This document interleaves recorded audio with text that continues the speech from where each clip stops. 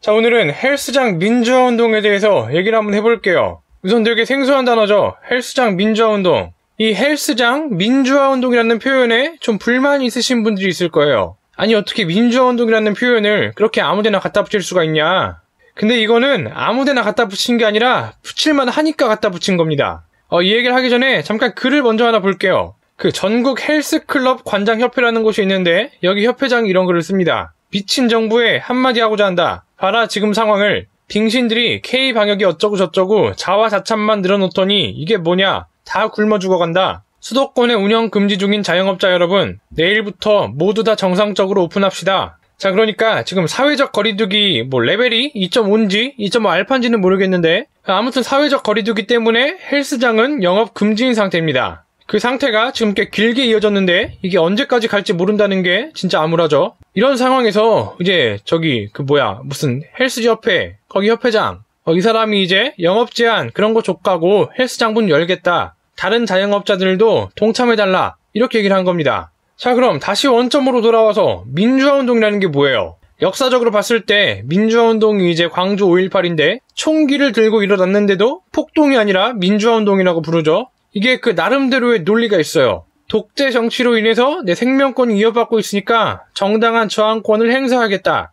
총기를 들고 정부에 맞서 싸우겠다. 이겁니다. 이거를 이제 민주화운동이라고 하는 건데 지금 헬스장도 똑같죠. 무능한 정부의 방역으로 인해 내 생명권이 위협받고 있으니까 상황이 이렇다 보니까 헬스장에서도 이제 더 이상 참을 수가 없죠. 이제 정부 못 믿겠다. 정부 말 못 듣겠다. 이러다가 정말 나도 죽게 생겼다. 그래서 정부의 방역 수칙 촉구하고 정당한 저항권을 행사하겠다. 이겁니다. 그러니까 민주화운동이라고 표현해도 아무 문제 없죠. 이렇게 지금 헬스장에서 민주화운동을 하고 있는 상황인데 이런 상황이 발생한 근본적인 이유는 이제 사회적 거리두기 때문입니다. 제가 항상 얘기하지만 이 사회적 거리두기는 정말 쓸모가 없어요. 그냥 뭔가 방역 관련해서 보여주기식. 우리 문재인 정부는 이렇게 방역을 철저하고 체계적으로 하고 있습니다. 그냥 문재인 정부가 뭔가 일을 하기는 하고 있다. 그 일이 좋은 일인지 나쁜 일인지는 모르겠는데 아무튼 하고는 있다. 이런 식의 자화자찬 효과만 있을 뿐이지 실제로 이게 얼마나 효과가 있겠어요. 출퇴근길 대중교통만 봐도 사람들이 그렇게 미어터지는데 사회적 거리두기 그거 조금 한다고 그게 막 드라마틱한 효과가 있겠습니까?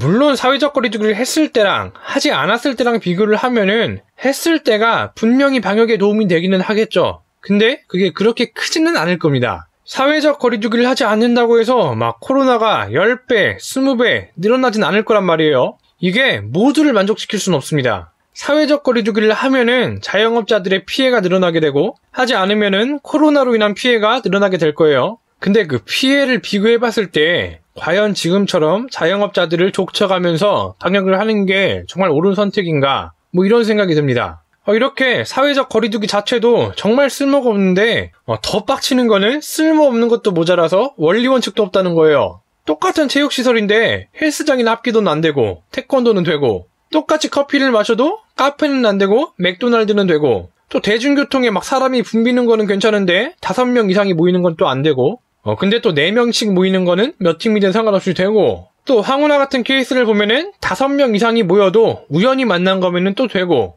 아니 이게 무슨 원리나 원칙이 있는 게 아니라 그냥 주먹구구식으로 지 맘대로예요. 이러니까 이게 사회적 거리두기에 대한 불만이 안 나올 수가 있겠습니까? 자, 그래서 오늘 영상 요약할게요. 1번, 코로나로 인한 피해보다 사회적 거리두기로 인한 피해가 훨씬 크다. 2번, 이런 상황에서 생존을 위협받으면은 법이나 규제 족하고 내 마음대로 해도 된다. 왜냐면 그것은 정당한 저항권이니까. 그것이 민주화 정신이니까.